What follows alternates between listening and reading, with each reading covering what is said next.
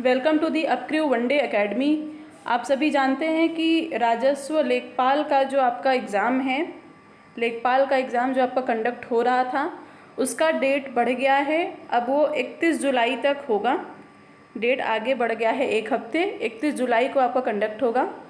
तो I hope आप लोग की तैयारी अच्छे से चली रही होंगी। और क्लासेस इस चैनल पे फ़िलहाल ज़्यादा क्लासेस तो नहीं हैं लेखपाल को लेकर के, लेकिन फिर भी जो भी क्लासेस हैं आई होप कि वो आपके लिए कहीं ना कहीं बेनिफिशियल होंगी, यूज़फुल होंगी।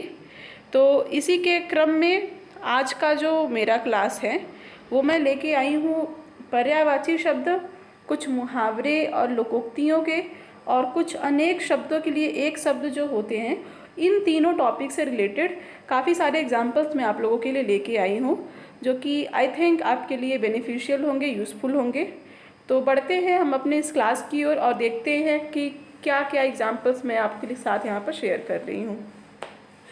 सबसे पहले अगर हम देखें तो हम बात करेंगे किसकी, पर्यायवाची शब्दों की। और ये जो पर्यायवाची शब्द हैं ये यूपी ट्रिपल एससी के काफ़ी सारे एग्ज़ाम में पूछे गए हैं ऑलरेडी। सिर्फ लेखपाल ही नहीं, और भी अदर जो भी यूपी ट्रिपल एससी के द्वारा लिए जाते हैं उनमें ये सारे एग्जाम्पल्स क्या हैं, पूछे गए हैं। काफ़ी सारे एग्जाम्पल्स हैं, मैं वन बाय वन आपको इन सभी को डिस्कस करूँगी। तो सबसे पहले हम बात करें, हमारा पहला जो है पर्यायवाची शब्द वो है इंद्र।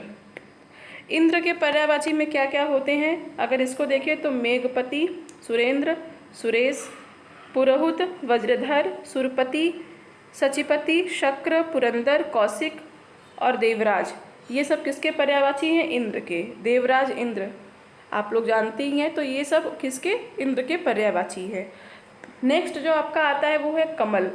अब कमल जो शब्द है वो किसका पर्यायवाची है अगर हम देखें तो कमल का पर्यायवाची है वारिज। वारिज, अगर ये वारिद रहता ना, अगर ये ज के जगह पर द रहता तो ये हो जाता बादल का पर्यायवाची। किसका, बादल का, मेघ का। लेकिन वारिज है तो ये क्या है, किसका पर्यायवाची है, कमल का पर्यायवाची है। फिर नीरज, इसी प्रकार से नीरज में भी अगर द रहता, नीरद रहता तो ये किसका पर्यायवाची होता, ये मेघ का होता। लेकिन यहाँ पर नीरज है तो किसका है, ये कमल का। कोकनद, पंकज, अम्बुद अंबुज, पुंडरीक, राजीव, शतदल, सरसिज, सतपत्र, अरविंद, सरोज, पद्म, इंदिवर, कुलवय, सारंग, ये सारे जो पर्यायवाची हैं वो किसके हैं, कमल के। अब कमल के पर्यायवाची को आपसे पूछे और इनमें से कोई भी एग्जाम्पल दिया हो तो आप देख के अंदाज़ा लगा सकते हैं, बता सकते हैं कि किसका पर्यायवाची है, कमल का है। तीसरा आपका आता है तालाब। तालाब, सरोवर जो कि होता है, आप लोग जानते ही हैं। अगर हम देखें तो क्या क्या इसका पर्यायवाची है, सरसी, सरोवर, पुष्कर, ताल, पोख, तड़ाग, सर, हृंद, पदाकर, कसार, छद, दह, जलाशय, ये सब किसके पर्यायवाची हैं, ताल के। नेक्स्ट आपका आता है तलवार। तलवार की अगर हम देखें तो इसको खड्ग, करवाल, चंद्रहास, खंग, असी, कृपाण, ये सभी कहते हैं तलवार को। तलवार के पर्यायवाची में ये सारे आते हैं। नेक्स्ट देवता। देवता को और क्या क्या बोला जाता है, अमर, सुर। सुर आप जानते हैं, कहते हैं ना देवासुर संग्राम, या फिर आपने देखा होगा वो तो देव और असुर का संग्राम हो गया। सुर असुर का नाम आप लोगों ने सुना होगा। तो सुर जो होते हैं वो होते हैं देवता, और असुर जो होते हैं वो होते हैं राक्षस। तो देवता का है अमर, सुर, अजर, अमर्त्य, आदित्य, देव, विबुध, निर्जर, त्रिदश, ये सब किसके पर्यायवाची है, ये सब देवता के पर्यायवाची है। अब आते हैं आपके द्रौपदी। द्रौपदी को अगर हम देखें तो द्रौपदी को और किन किन नामों से जाना जाता था, इन चीज़ों को। द्रौपदी आप जानती हैं, पांडवों की पत्नी थी, राजा द्रुपद की ये क्या थी, पुत्री थी। तो अब इनको और किन किन नामों से जाना जाता है आप देखिए। एक तो ये राजा द्रुपद की पुत्री थी तो इनको द्रुपद सुता कहा जाता है। सुता मतलब पुत्री होता है, बेटी होता है। फिर इन्हें सैरंध्री भी कहा जाता था। यज्ञ सेनी इनको कहा जाता था क्योंकि ये यज्ञ से उत्पन्न हुई थी, ऐसा माना जाता है। कृष्णा इनको कहा जाता था। कृष्णा इनको इसलिए कहा जाता था कि कृष्ण, भगवान कृष्ण को ये अपना भाई मानती थी तो कृष्णा इनको बोला जाता था। फिर ये पांचाली कही जाती थी, पांचाल यहाँ पर लिखा है, इन्हें पांचाली कहा जाता था। ठीक है, क्योंकि ये पांच पुरुषों की पत्नी थी, इसीलिए इन्हें क्या कहा जाता था, पांचाली भी कहा जाता था। अब आगे आते हैं आपके धनंजय। धनंजय अगर हम देखें तो आपने अर्जुन का नाम सुना होगा, द्रौपदी के जो हस्बैंड रहे अर्जुन, उनका आपने नाम सुना होगा। तो यहाँ पर हम देख रहे थे किसका, धनंजय का। धनंजय को अगर हम देखें तो पार्थ, गुडाकेश, श्वेतवाहन, अर्जुन, कौंतेय, गांडीवधर, विभत्सु, सव्यसाची, ये सब किसके पर्यायवाची शब्द हैं, धनंजय के। धनंजय कौन थे, अर्जुन थे। उनके पास गांडीव धनुष था, तो ये गांडीवधर इन्हें कहा जाता था। अर्जुन उनका नाम था। कौंतेय इसलिए उन्हें कहा जाता था क्योंकि वो कुंती के पुत्र थे। भगवान कृष्ण उन्हें पार्थ कह के बुलाते थे। अब आता है जीव। नेक्स्ट आपका जो वर्ड है वो है जीव। अब जीव के पर्यायवाची क्या होते हैं, अगर हम इसको देखें तो रसज्ञा, रसना, जिह्वा, रसिका, जबान, सरला, ये सब किसके हैं, जीव के पर्यायवाची हैं। फिर आता है धनुष। धनुष को कहते हैं और किन किन शब्दों में जानते हैं, धनुष को हम लोग चाप, कमान, सरासन, पिनाक, धनु, कोदंड, विशिखासन, इन सभी नामों से हम लोग धनुष को जानते हैं। उसके बाद पत्नी का पर्यायवाची अगर हम देखें तो पत्नी के बहुत सारे पर्यायवाची हैं, जिसमें एक आता है जोरू, सहगामिनी, औरत, भार्या, दारा, गृहिणी, प्राणप्रिय, वधू, वल्लभा, धरणी, वामा, कांता, प्रिया, अर्धांगिनी, बहू, वामांगी, घरवाली, ये सारे किसके हैं, पत्नी के पर्यायवाची हैं। अब आता है कपड़ा। कपड़ा को अगर हम देखें कि कपड़े की क्या क्या पर्यायवाची होते हैं, अगर आप इनको देखते हैं तो कपड़ा का पर्यायवाची में परिधान, पहरावा, पोशाक, लिबास, वस्त्र, दुकुल, पट, वसन, अंबर, चीर, ये सब किसके पर्यायवाची हैं, कपड़ा के। नेक्स्ट है कल्पवृक्ष। कल्पवृक्ष को और क्या क्या कहा जाता है, देववृक्ष, कल्पतरु, सुरतरु, हरिचंदन, मंदार, पारिजात, कल्पशाल, कल्पद्रुम और देवद्रुम। फिर कामदेव आते हैं। यहाँ पर कामदेव को और किन किन नामों से जाना जाता है, रतिपति, मनोज, अनंग, मयन, मकरध्वज, कुसुमसर, मीनकेतु, कंदर्प, मदन, मनोभव, पंचशर, मनसिज, मन्मथ, केतन, पुष्पधन्वा, काम, कुसमेसु, प्रद्युम्न, ये सब किसके पर्यायवाची हैं, कामदेव के पर्यायवाची हैं। कामदेव का नाम आप लोगों ने सुना होगा। अब आता है किरण। किरण को और किन किन नामों से जाना जाता है, मरीचि, रश्मि, कलाकेतु, कर, मयूख, अंशु, ये सब किसके पर्यायवाची हैं, किरण के पर्यायवाची हैं। अब कार्तिकेय। भगवान कार्तिकेय को किन किन नामों से जाना जाता है, षडानन, सरभव, कुमार, स्कंद, ये सब किसके पर्यायवाची हैं, कार्तिकेय के। फिर कुबेर। कुबेर महाराज को और किन किन नामों से जाना जाता है, अगर हम देखें इनके पर्यायवाची नामों के तो श्रीद, यक्षपति, राजराज, धनपाल, धनेश्वर, यक्षराज, धनद, धनाधीप, किन्नरेश, धनपति, धनेश, अलंकेश। कुबेर को कहा जाता है कि ये देवलोक के जितने भी धन हैं उनके ये क्या करते हैं, रखवाली करते हैं, तो इसीलिए इनको काफ़ी सारे ऐसे ही धनद, धनाधीप, धनपति, धनेश, इन सब नामों से इन्हें जाना जाता है, धनपाल वगैरह। ठीक है। अब आते हैं नेक्स्ट कोयल। कोयल पक्षी जो है हमारी, बहुत ही मधुर उसकी आवाज़ होती है। अगर हम इसके पर्यायवाची की बात करें तो देखते हैं क्या पर्यायवाची है कोयल का, तो श्यामा, क्योंकि वो काली होती है, मदन शलाका, कलघोष, वसंत दूत, पीक, कोकिला, कोकी कला या कोकिला, जो भी आप कहिए। अब कृष्ण आते हैं, हमारे कृष्ण भगवान, जिनके नामों का तो कोई गिनती नहीं है, फिर भी इसमें बहुत सारे नाम यहाँ पर दिए गए हैं, जिनमें से एक है आपका गिरिधर, कन्हैया, बनवारी, नंदनंद, ऋषिकेश, वासुदेव, राधा रमण, श्याम, मोहन, वंशीधर, माधव, नंदलाल, मुरलीधर, गोविंद, मुरारी, मुकुंद, दामोदर, व्रजवल्लभ, गोपीनाथ, क्षीरसाई, कंसारी और मधुसूदन। ऐसे तो और भी बहुत इनके नाम होंगे, लेकिन इतने नामों से आपका काम चल जाएगा। अगर एग्ज़ाम में आता है तो। आगे देखते हैं तो आगे जो हमारा नेक्स्ट है इसमें आते हैं भगवान गणेश।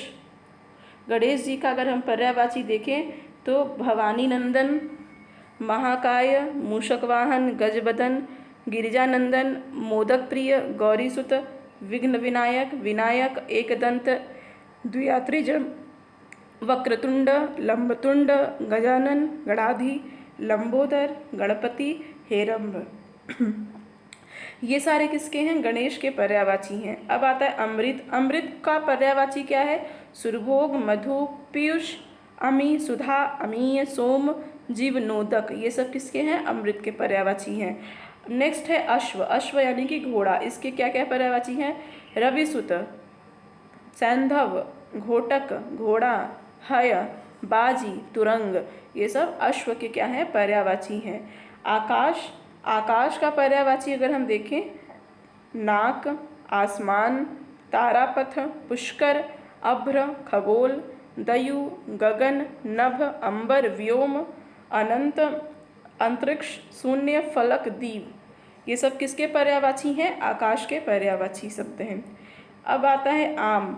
आम जो कि एक फल होता है। अब इसका क्या क्या अन्य नाम है अगर हम इसको देखें तो यहाँ पर आप देख सकते हैं पिकवल्लभ, पिकबंधु, अमृत फल, अम्ब, सहकार, रसाल, आम्र, पियम्बु, अम्ब, फलश्रेष्ठ, मधुरासव, पिकप्रिय, विकवल्लभ, पिकवल्लभ। ये सब किसके हैं? आम के पर्यायवाची शब्द हैं। नेक्स्ट आपका पर्यायवाची शब्दों में आता है आँख।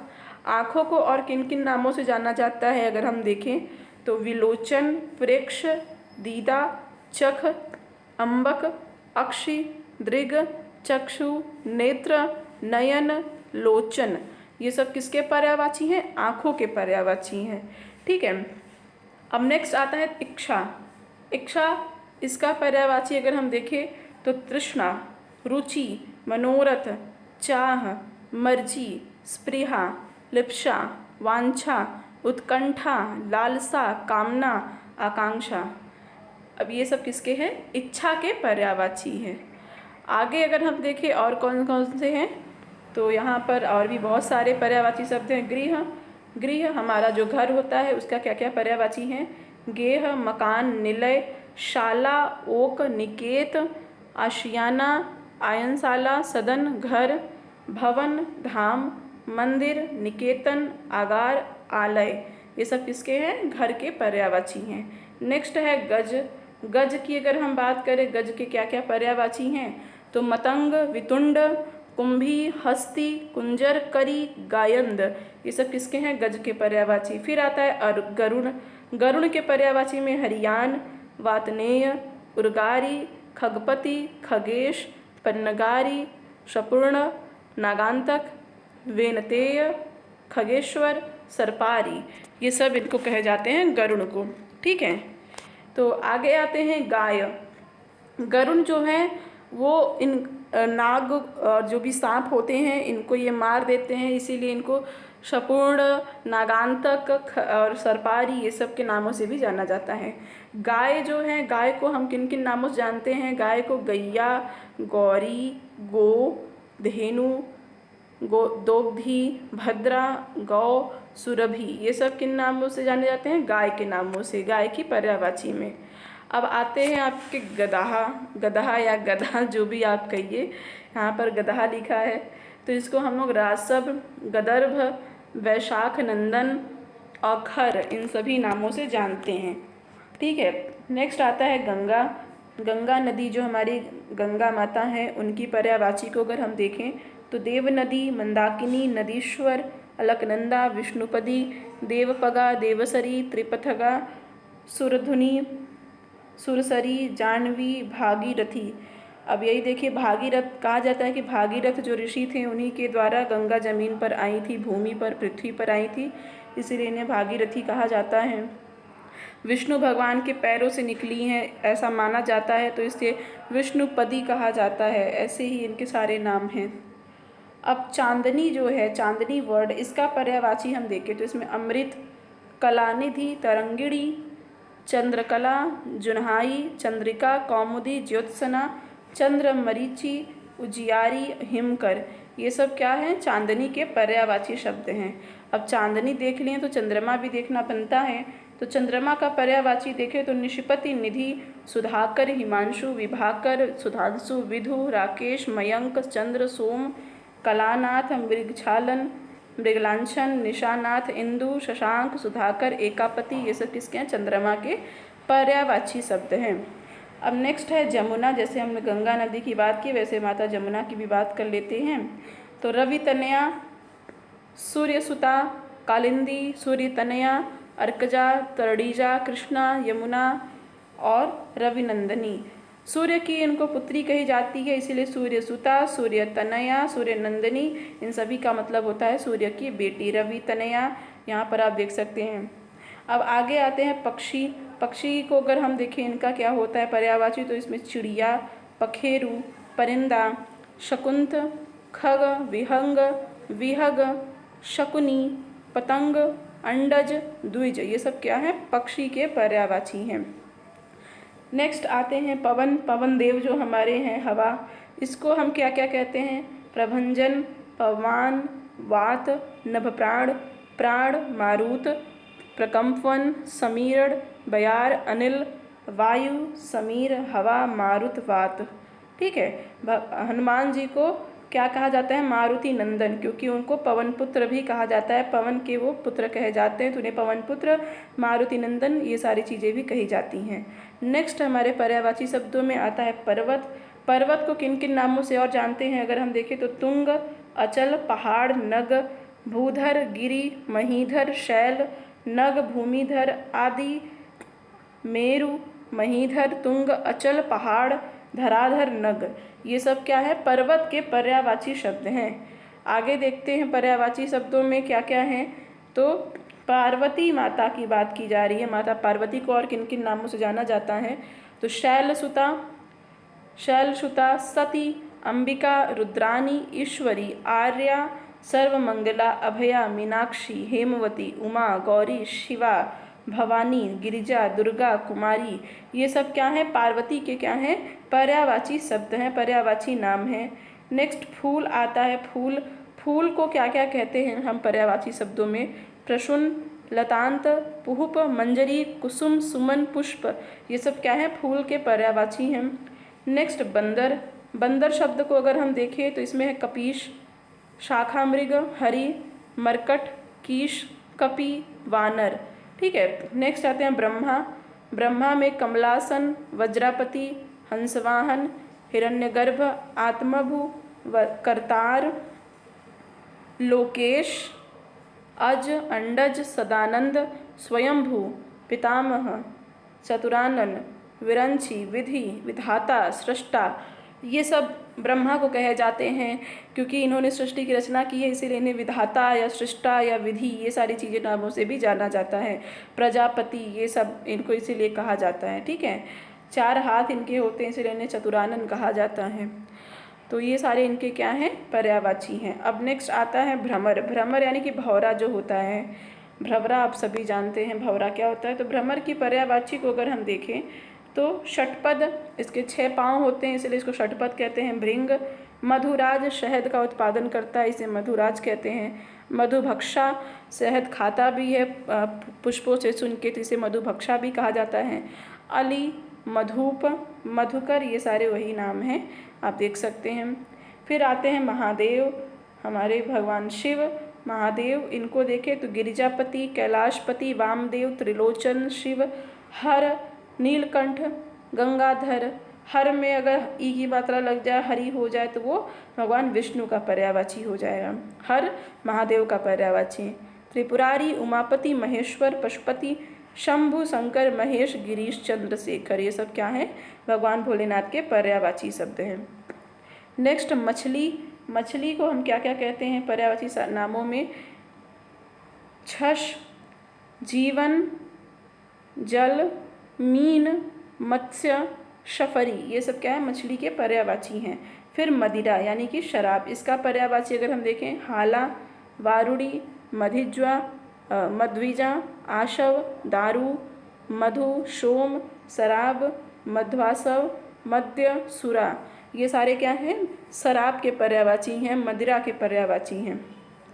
नेक्स्ट आता है आपका मोर। मोर हमारा राष्ट्रीय पक्षी। अगर इसको किन किन और नामों से जाना जाता है देखें तो सारंग, हरि, शिवसुत, वाहन, भुजगरी, कालाजी, मयूर, सिखी, ध्वजी, शिखंडी, नीलकंठ, ये सब क्या है, मोर के पर्यायवाची हैं। नेक्स्ट आता है यमुना। यमुना माता का हमने बताया ही, फिर बता देते हैं। भानुजा, सूर्यसुता, अर्कजा, रवितनया, जमुना, कृष्णा, कालगंगा, कालिंदी, तरड़ी, तनुजा, अकर्षुता, ये सब क्या है, अर्कसुता, ये सब यमुना के पर्यायवाची हैं। रात। रात को हम किन किन और पर्यायवाची नामों से जानते हैं तो तमी, रैन, तमिश्र, रजनी, रात्रि, निशा, छपा, निशीथ, विभावरी, यामिनी, सरवरी, तमस्त्रा, विभा। फिर लक्ष्मी। लक्ष्मी को और किन किन नामों से जानते हैं, भार्गवी, हरिप्रिया, क्षीरोद, सिंधुसुता, कमला, श्री रमा, पद्मासना, पद्मा, इंदिरा, समुद्रजा, इंदिरा, ये सब क्या है, लक्ष्मी के पर्यायवाची हैं। अब आगे आते हैं विष्णु। विष्णु के पर्यायवाची को अगर हम देखें, भगवान विष्णु की पर्यायवाची को, तो इसमें आते हैं विधु, जलाशायी, विश्वरूप, उपेंद्र, वनमाली, चतुर्भुज, पीताम्बर, ऋषिकेश, केशव, नारायण, दामोदर, माधव, लक्ष्मीपति, गोविंद, अच्युत, चक्रपाणी, गरुध्वज, जनार्दन, विश्वंभर, मुकुंद, ये सब क्या हैं, विष्णु के पर्यायवाची नाम हैं। फिर वृक्ष को क्या और क्या क्या कहते हैं तो विटप, द्रुम, शाखा, पादप, पेड़, ये सब क्या हैं, वृक्ष के पर्यायवाची हैं। फिर समुद्र, हमारा महासागर समुद्र जो है उसको क्या क्या कहते हैं, रत्नाकर, नीरनिधि, वारिश, अर्णव, वारिधि, अवधि, जलधाम, नीरधि, वारिश, तोयनिधि, पयोधि, सागर, उदधि, सिंधु, जलधि, पारावार, पयोनिधि, नदीश, ये सब क्या हैं, समुद्र के पर्यायवाची शब्द हैं। आगे हम देखें तो इसमें सरस्वती आती हैं। माता सरस्वती की बात करें तो इनको वागिश, महाश्वेता, भारती, शारदा, वीणा, भाषा, इला, ब्राह्मी, वीणापति, वागीवधात्री, निधात्री, ये सब, वागेश्वरी, ये सब क्या हैं, सरस्वती के पर्यायवाची शब्दों में आते हैं। नेक्स्ट आपके पर्यायवाची शब्दों में सर्प। सर्प की अगर हम बात करें तो सांप में फणीधर, सांप, सरीसृप, भुजंग, विषधर, अहि, व्याल, फणी, उरग, नाग, पनंग, ये सब क्या है, सर्प के यानी कि नाग के पर्यायवाची शब्दों में से हैं। फिर आपके आते हैं सारंग। सारंग हाथी को कहा जाता है। अगर हाथी के पर्यायवाची में हम देखें तो हाथी को कामदेव, सारंग, मृगा, सिंह, कोयल, इन सभी नामों से भी जाना जाता है। नेक्स्ट आते हैं सिंह। सिंह यानी शेर। शेर का पर्यायवाची अगर हम देखें तो व्याघ्र, पुंडरीक, वनहरी, शेष, मृगारी, बाहुबल, केशरी, मृगराज, मृगेंद्र, वनराज, शार्दुल, हरि, केहरी, नाहर, चित्रक, शारंग, चित्रक, ये सब क्या हैं, सिंह के पर्यायवाची शब्द हैं। अब आती है माता सीता का नाम। यहाँ पर माता सीता का पर्यायवाची क्या है, जनक किशोरी, क्योंकि ये जनक की बेटी हैं, जानकी, जनक तनया, जनक सुता, भूमिजा, वैदेही, रामप्रिया, जनक नंदिनी। अब सोना की अगर हम बात करें, स्वर्ण यानी सोना का पर्यायवाची शब्द क्या है तो इसमें कंचन, कनक, स्वर्ण, हाटक, हिरण्य, जातरूप, हेम, सुवर्ण, चमीकर, जातक, पुष्पल, रुक्म, ये सब क्या है, स्वर्ण के पर्यायवाची शब्दों में आते हैं। नेक्स्ट अगर हम बात करें पर्यायवाची शब्दों में हनुमान की, तो हनुमान को अगर हम देखें तो हनुमान जी को और क्या क्या कहते हैं, इनको आंजनेय कहते हैं क्योंकि इनकी माता का नाम क्या था, अंजनी। फिर पवन पुत्र, क्योंकि इन्हें पवन का पुत्र कहा जाता है। फिर कपीश, कपीश का मतलब होता है कि ये बंदर, कपी माने बंदर होता है और उसमें ये क्या थे, उनके ईश्वर कहे जाते हैं, तो कपीश इनको कहा जाता है। मारुति नंदन, पवन कुमार, पवन सुत, महावीर, रामदूत, बजरंगी, मारुति तनय, ये सब इनका पर्यायवाची है हनुमान का। फिर हाथी, हाथी का और क्या क्या पर्यायवाची है इसमें हम देखें तो करी, द्विरद, दंती, सिंधूर, हस्ती, गज, कुंजर, नाग, कुंभी, सिंधूर, गजेंद्र, वारण, ये सब क्या है, हाथी के पर्यायवाची में आते हैं। नेक्स्ट हिमालय, हमारा हिमालय पर्वत, इसकी अगर हम बात करें तो इसके पर्यायवाची शब्दों में को अगर हम देखें तो इसमें शैलेंद्र, हिमाद्री, हिमाचल, हिमपति, नगराज, नगपति, हिमगिरी, गिरिराज, ये सब क्या है, हिमालय के पर्यायवाची शब्द हैं। नेक्स्ट हिरन। हिरन आप जानते हैं, हिरन पशु की अगर हम बात करें इसके पर्यायवाची की, तो हरिण, मृग, सारंग, सुरभि, कृष्णसार, कुरंग, चमरी, ये सब क्या हैं, हिरण के पर्यायवाची हैं। ठीक है, इस प्रकार से हमने क्या किया, काफ़ी सारे पर्यायवाची शब्दों के उदाहरण को मैंने आपसे डिस्कस किया है।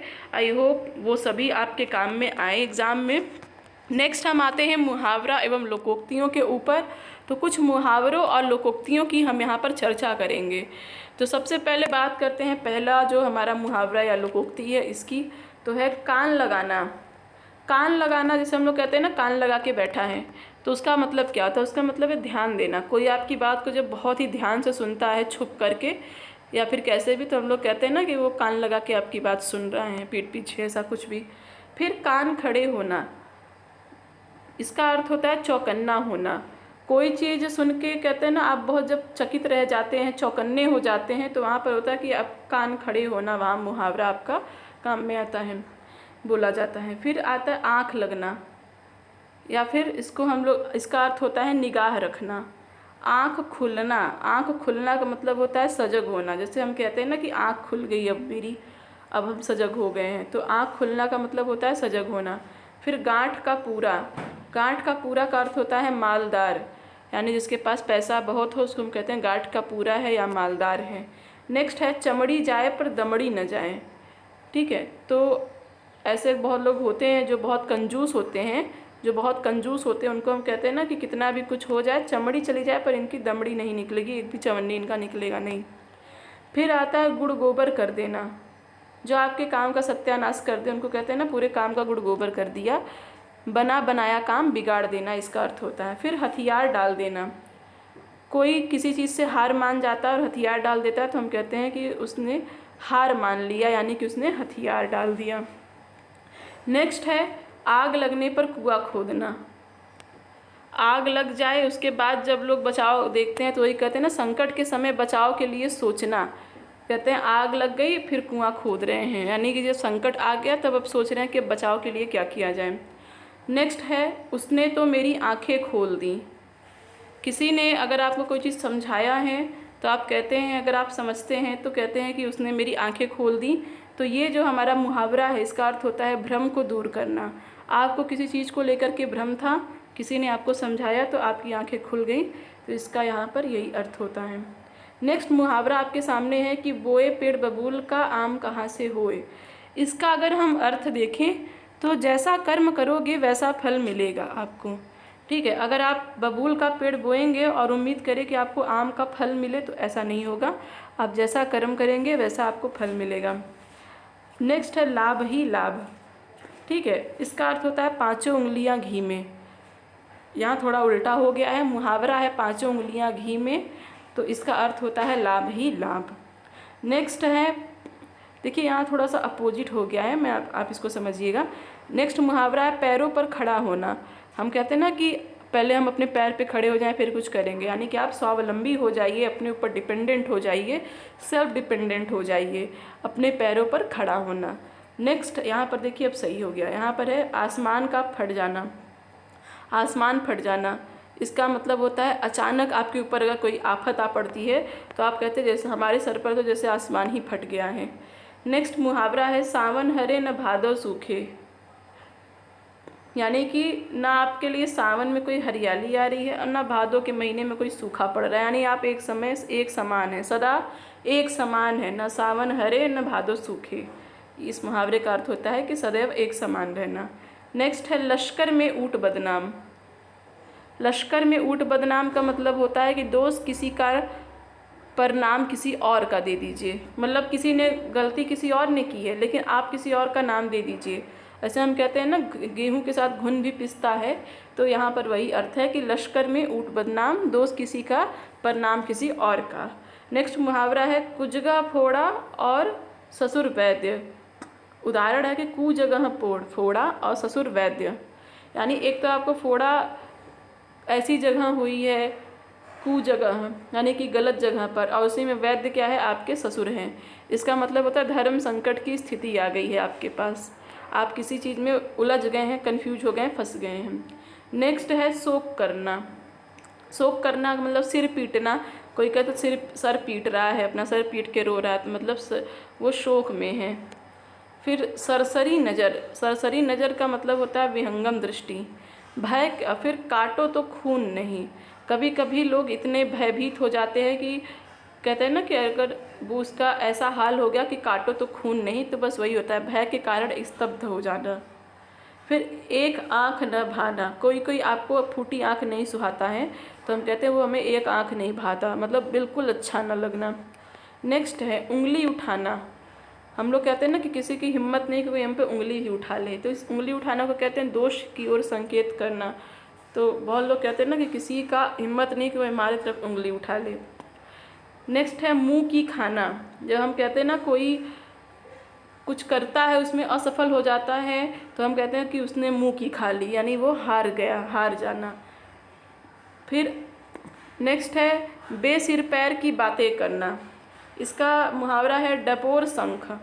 डपोर शंख यानी कि जो इसको कहते हैं कि जो बिना सिर पैर वाली बातें करे, मतलब उसकी बातों का कोई महत्व ना हो, कोई मतलब ना निकले, ऐसा। नेक्स्ट है बैल न कूदे तंगी।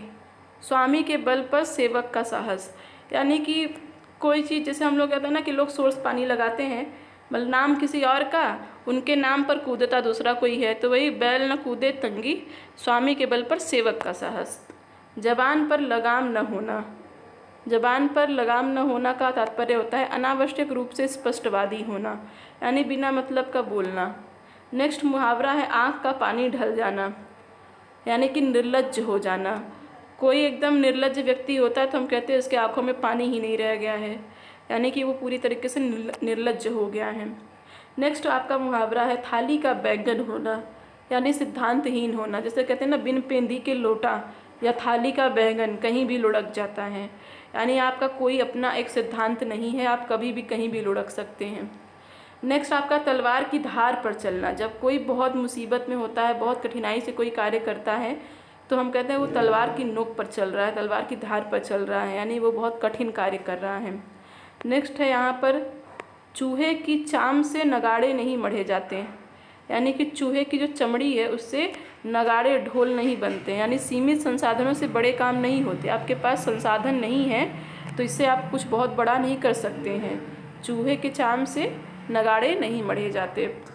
नेक्स्ट है अंधे के हाथ बटेर लगना, यानी अपात्र को बड़ी सफलता मिलना। जो उस चीज़ के काबिल ना हो, अगर उसे वो चीज़ मिल जाता है तो हम कहते हैं अंधे के हाथ बटेर लग गया है।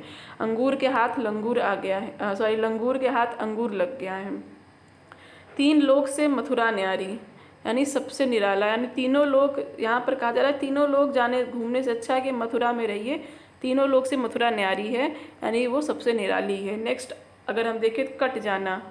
कट जाना इसका मुहावरा होता है आंखें चुराना। आंखें चुराना का मतलब होता है कट जाना, ठीक है। कोई आपसे कटा कटा रहता है तो आप कहते हो हमसे आंखें चुरा रहा है।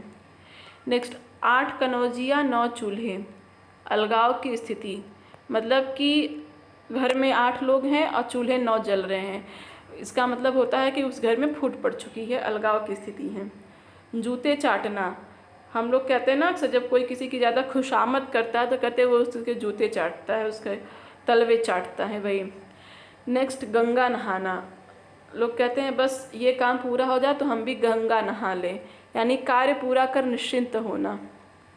आँख लगना, ये हमने बताया, एक आँख लगना का होता है कोई आप पर निगाह रखे हुए, एक आँख लगना का मतलब होता है नींद आती है आपको तब। नेक्स्ट नीम हकीम खतेरे जान, नीम हकीम खतरे जान, यानी अल्प ज्ञान क्या होता है, हानिकारक होता है। एक तो आपके पास ज्ञान कम है, उस पे से आप उस पे इलाज कर रहे हैं किसी का, तो ज्ञान अल्प होता है तो वो आपके लिए नहीं लेकिन दूसरों के लिए क्या होता है, हानिकारक होता है। नीम हकीम खतेरे जान।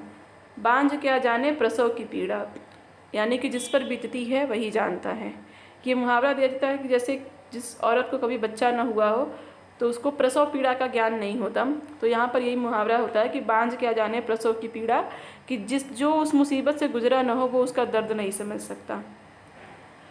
कान का कच्चा होना, सुनी सुनाई बातों पर विश्वास होना। बहुत लोग होते हैं कान के कच्चे होते हैं, जिनको जो सुना दिया जाए, भर दिया जाए, वो चीज़ को मान लेते हैं। ऐसे उनके जो भी रिलेशन होते हैं, चाहे घर का बाहर का, वो सब बेकार हो जाता है, बर्बाद हो जाता है अगर वो कान के कच्चे हों तो। फिर छक्का पंजा करना, छक्का पंजा का मतलब ओछी हरकत से कार्य सिद्ध करना। नेक्स्ट है अंधे को दीपक दिखाना, ना समझ को उपदेश देना।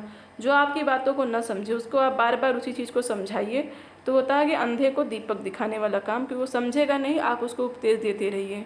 नेक्स्ट है आए थे हरिभजन को ओटन लगे कपास।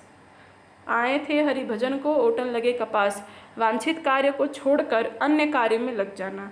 आँखों में गड़ना, वस्तु को पाने की उत्कंठा या लालसा रखना। फिर अंडे सेना, अंडे सेना नहीं, अंडे देना। घर में बेकार बैठना, घर में बैठकर अंडे दे रहे हो क्या, ऐसा बोला जाता है ना, तो वही घर में बेकार बैठना। जूतम पैजार, इसका तात्पर्य होता है लड़ाई झगड़ा करना। अकेले चना भाड़ नहीं फोड़ता, इसका मतलब होता है कि कोई अकेला कुछ नहीं कर सकता, यानी अकेला चना भाड़ नहीं फोड़ता। नेक्स्ट है अक्ल पर पत्थर पड़ना। अक्ल पर पत्थर पड़ना कहते हैं बुद्धि भ्रष्ट हो जाना। द्रौपदी का चीर, जो कि कभी समाप्त नहीं होता। द्रौपदी का जब चीरहरण हो रहा था तो उनके वस्त्र कभी समाप्ति नहीं हो रहे थे, तो यही कहा जाता है कि द्रौपदी का चीर हो गया है, कभी समाप्ति नहीं हो रहा है। या बिरबल की खिचड़ी हो गई है जो बनी नहीं रहा है। कूप मंडुक होना, सीमित ज्ञान या सीमित अनुभव होना, जिसके पास लीस्ट नॉलेज हो उसको कहते हैं कूप मंडुक होना। अंग अंग फूले न समाना, जो बहुत ज़्यादा खुश हो जाए कहते फूले नहीं समा रहा, बहुत आनंदित होना। अंगारों पर पैर रखना, यानी जोखिम मोल लेना। नेक्स्ट यहाँ पर है होनहार वीरवान के होत चिकने पात, यानी कि कोई होनहार बालक है तो उसके गुण जो है वो बचपन से ही दिखाई देने लगते हैं। नेक्स्ट शेर को सवा शेर जब मिलता है तो उसको कहते हैं एक से बढ़कर दूसरा, यानी दूसरा जो है उससे बढ़कर है, यानी एक शेर है तो दूसरा क्या है, सवा शेर। धूल झोंकना का मतलब होता है धोखा देना। अंधों में काना राजा, जिसका अर्थ है गुणहीन में के बीच एक गुणवान व्यक्ति। लोग गुणहीन से भरे हैं और एक उसी में एक गुणवान व्यक्ति कहते हैं अंधों में काना सरदार। गूलर का फूल होना, यानी दुर्लभ वस्तु। गूलर का फूल जो कि बहुत दुर्लभ से मिलता है, तो गूलर का फूल होना मतलब दुर्लभ वस्तु। दांत काती रोटी, दांत काती रोटी यानी कि गहरी दोस्ती। हींग लगे न फिटकरी रंग भी चोखा, यानी कि न हींग लगा न फिटकरी लगा लेकिन रंग बहुत चोखा चढ़ा है, बहुत बढ़िया है, यानी खर्च कम और काम अच्छा। नेक्स्ट है टेढ़ी खीर। टेढ़ी खीर का अर्थ होता है कठिन कार्य, यानी कहते हैं वो बड़ी टेढ़ी खीर है, बहुत कठिन काम है। पौ बारह होना, पौ बारह मतलब अत्यधिक लाभ होना। घुटने टेकना का अर्थात है हार मान लेना। खिचड़ी पकाना का तात्पर्य किसी षड्यंत्र की तैयारी करना। नेक्स्ट हम देखें यहाँ पर तो अब आता है यूपी SSSC द्वारा विभिन्न परीक्षाओं में पूछे गए अनेक प्रश्नों के लिए एक शब्द। यहाँ पर अगर हम देखेंगे तो आप यहाँ पर हमने देखा कुछ मुहावरे लोकोक्तियों के ऊपर भी हमने चर्चा कर ली है। अब आते हैं हम अपने नेक्स्ट सेगमेंट पे जो कि है विभिन्न परीक्षाओं में पूछे गए प्रश्न, जिसमें आते हैं अनेक शब्दों के लिए एक शब्द। इसको अगर हम देखें तो जो नियमाकुल हो उसको हम क्या कहते हैं, अनियमित। जो नियमाकुल न हो, जो नियमाकुल हो उसे नियमित कहेंगे, जो नियम के अनुकूल न हो उसे हम क्या कहेंगे, अनियमित। जिस पर आक्रमण हो उसको कहते हैं आक्रांत, जिस पर आक्रमण हुआ हो उसे आक्रांत कहते हैं। दूसरों की बातों में दखल देने वालों को क्या कहते हैं, हस्तक्षेप। दूसरों की बातों में दखल देना, हस्तक्षेप करना। जो देने योग्य है यानी जो देय है। जो खर्च कम करता हो, मितव्ययी। मितव्ययी का तात्पर्य है जो कम खर्च करता हो। जीवन देने वाली दवा, प्राणादा। प्राणदा का मतलब होता है जीवन देने वाली दवा। शक्य भाव मिश्रित अनुराग को कहा जाता है प्रणय। जिसने ऋण लिया हो, अधमर्ण। जिसे प्रमाण द्वारा सिद्ध न किया जा सके, अप्रमेय। जिसका कोई प्रमाण न हो। गिरा हुआ, पतित। जिसकी आशा न की गई हो, अप्रत्याशित। पृथ्वी के तीन ओर पानी वाला स्थान, प्रायद्वीप। जिसके पास कुछ भी न हो, अकिंचन। विशिष्ट लोगों के समक्ष दिया गया भाषण, अभिभाषण। आदि से अंत तक, अद्योपांत। गोद लिया हुआ पुत्र, दत्तक यानी दत्तक पुत्र यानी गोद लिया पुत्र। जो मापा न जा सके, अपरिमेय। जो किए गए उपकारों को मानता हो, कृतज्ञ। जो न मानता हो वो क्या है, कृतघ्न। ईश्वर का कोई आकार नहीं होता, निराकार। शक्तिशाली, दयालु, शांत, धीर और योद्धा नायक यानी धीरोदात्त। जो प्रमाण के लिए सिद्ध न हो सके, अप्रमेय। वन में लगने वाली आग, दावाग्नि। जिस स्त्री का पति परदेश गया हो, प्रेषित पति का, मोक्ष की कामना करने वाला मुमुक्षु, इंद्रियों को जीत लिया हो जिसने, जितेंद्रिय, वीर पुत्रों को जन्म देने वाली, वीर प्रसु, वरी प्रसु, वीर पुत्रों को जो जन्म देती है उसे कहते हैं वरी प्रसु, जिसका शत्रु पैदा न हुआ हो, अजात शत्रु। अजात शत्रु जो था, अजात शत्रु कहते हैं ना कि उसका तात्पर्य होता है जिसका कोई शत्रु न हो, और अजात शत्रु के पता नहीं कितने शत्रु थे। जिसका उपचार न हो सके, असाध्य, जिसकी कोई उपमा न दी जा सके, अनुपम, जीवन जीने की इच्छा, जिजीविषा, जो अपने स्थान से अलग न किया जा सके, अच्युत, जीवन जीने की इच्छा, जिजीविषा, सफलता न मिलने पर दुखी होना, क्षोभ, खाने की इच्छा, बुभुक्षा, बिना पलक झपकाए, निर्निमेष यानी बिना पलक झपकाए, बुद्धि जिसका नेत्र हो, प्रज्ञा चक्षु, अपने सहारे पर रहने वाला, स्वावलंबी यानी सेल्फ डिपेंडेंट, जो प्रमाण से सिद्ध न हो सके, अप्रमेय, किसी पर विजय प्राप्त करने की इच्छा रखने वाला, जिगीषु। नेक्स्ट यहाँ पर है जो स्त्री सूर्य भी न देख सके,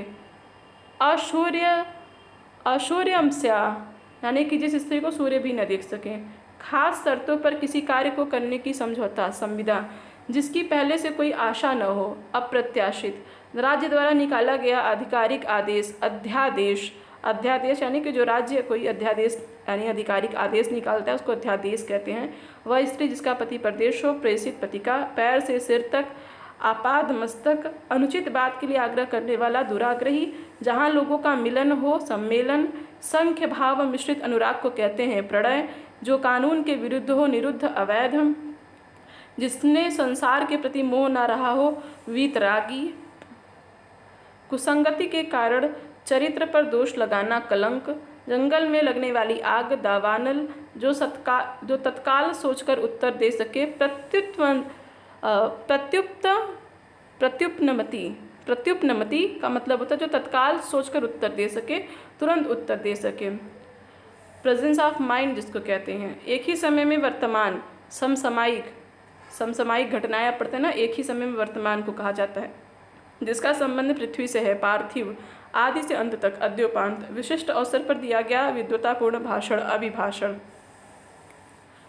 जिसके पास कुछ भी न हो, अकिंचन यानी जिसके पास कुछ भी न हो, पृथ्वी में 3 ओर से पानी वाला स्थान, प्राय द्वीप, जैसे हमारा भारत, जिसकी आशा न की गई हो, अप्रत्याशित, जो वाणी द्वारा व्यक्त न किया जा सके, अनिर्वचनीय, भूमि के भीतर वस्तुओं की जानकारी हो, भूगर्भ वेत्ता, पृथ्वी, चंद्रमा, सूर्य आदि के मध्य स्थित अंतरिक्ष, जो इंद्र पर विजय प्राप्त कर चुका हो, इंद्रजीत, उच्च कुल में पैदा व्यक्ति, कुलीन, पूर्व और उत्तर के बीच की दिशा, ईशान, पाप करने के बाद स्वयं दंड पाना, प्रायश्चित, कंजूसी से ध्यान व्यय करने वाला, कृपण, पर्वत की तलहटी, उपत्यका, किसी की सहायता करने वाला, सहायक, भला चाहने वाला, हितैषी, पीछे चलने वाला, अनुयायी, मछली की तरह गोल आंखें वाली, मीनाक्षी, जिस स्त्री के पुत्र और पति न हो, अवीरा, अन्य माता के उदर से उत्पन्न हुआ भाई, अन्योदर।